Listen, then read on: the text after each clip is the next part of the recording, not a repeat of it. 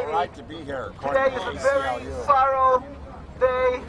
Today is a day that we have come to actually mourn the loss, mourn another golden link in a chain of people who have stood up to oppose a vile nationalism, a selfish movement, a movement that has clothed itself in holiness, that has hijacked a religion, that has hijacked the Jewish identity, our identity, in order to perpetrate a most horrific crime, stealing the identity of the Palestinian people, their homeland, their self-respect, and everything else that belongs to them.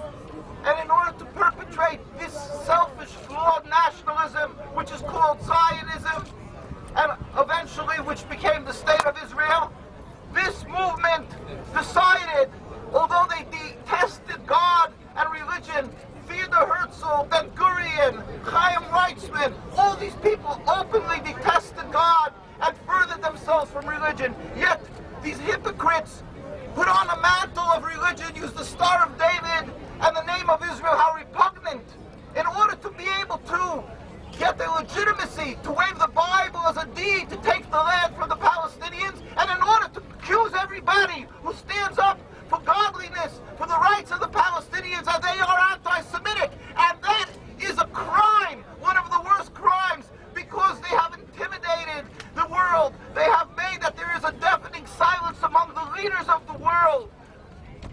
People who, after 2 days of watching what happens in Haiti, or Katrina, or tsunami, make investigations. How come assistance takes so long?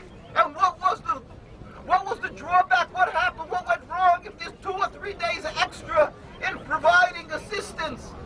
And that's proper, that's the way it should be. Yet, when it comes to Gaza, we, a contingent of rabbis from Jerusalem, from UK, from Canada, and from the US, we went there just a few months ago with Freedom Gaza March and Viva Palestina, and we went and we visited Gaza Strip. We visited a place called Zaytun, where there's a family called Samuni family that has over 29 members from one single family were murdered. And the world knows about it because they took these members of the family who were injured to Europe for treatment, medical treatment. And we went to visit them on the day a year after the murder. And they're still living, not in tents, mind you. They're living in strings covered with plastic, freezing at night. Unbearable heat during the day, no proper water. We have pictures of this, nobody can refute it, and the world is silent. How could they be silent? And the answer is very simple, because the world has accepted that this is a religious conflict. They have accepted the ploy, the Zionist propaganda spiel of over 60 years, that the Arabs hate the Jews, and that these people of Gaza are villains, and the State of Israel is a victim. There could be nothing further from the truth. History attests to the fact that we, as a religious Jewish community, was living and enjoying the close friendship, camaraderie with the Palestinian people, as we have in every Arab and Muslim land for hundreds of years, and we are required by the Torah to demonstrate our appreciation, our thankfulness for the safe haven, and exemplary hospitality, even by World War II. Turkey, we're talking about Turkey now, provided for us a home. And what are they being paid back with? Accusations that they are the worst anti-Semites. The skies are screaming. Our hearts are rent.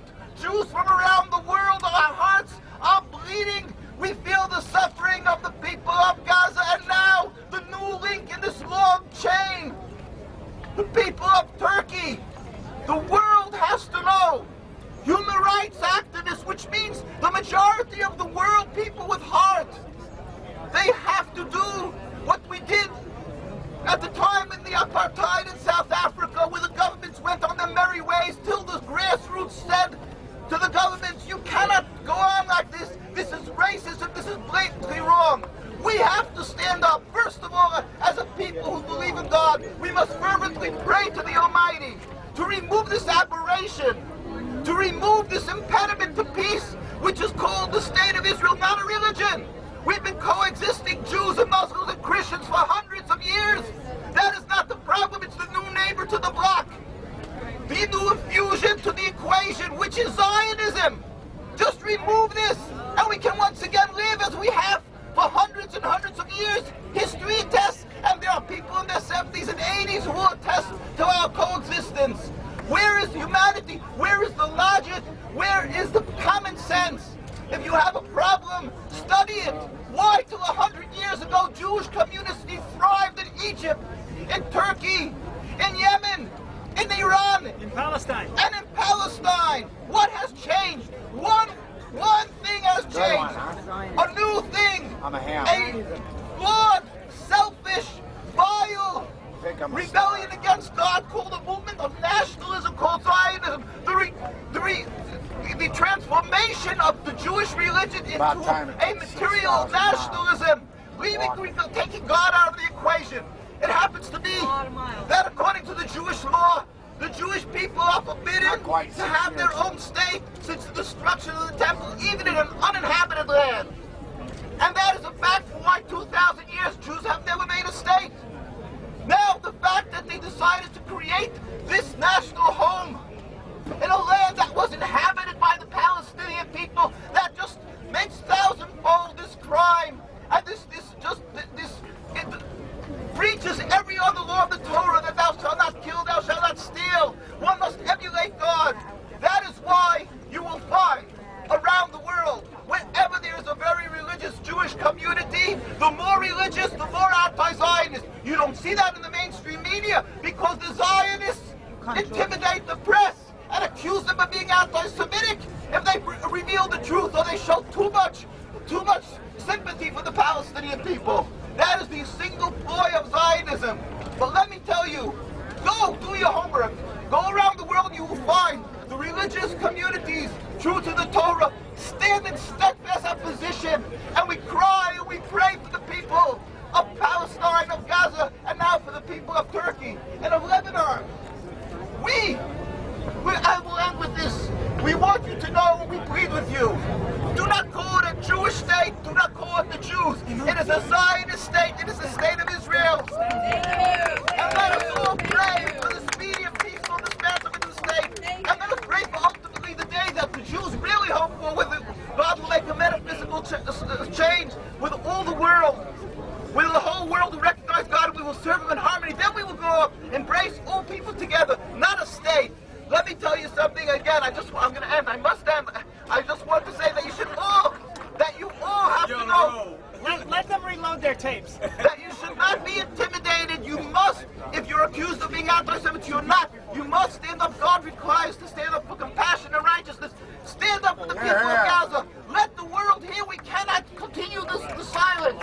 Just wait. Rabbi Weiss will be available for interviews as well, but I also want everyone to see this is not about anti-Semitism, this is not about religious hate. This movement and the Palestinians would be nowhere without progressive Jews and even religious Jews who know that this is a crime. And Muslims and Jews live in peace in all parts of the world, and Christians as well. And this is more proof of it right here. The next speaker is an imam.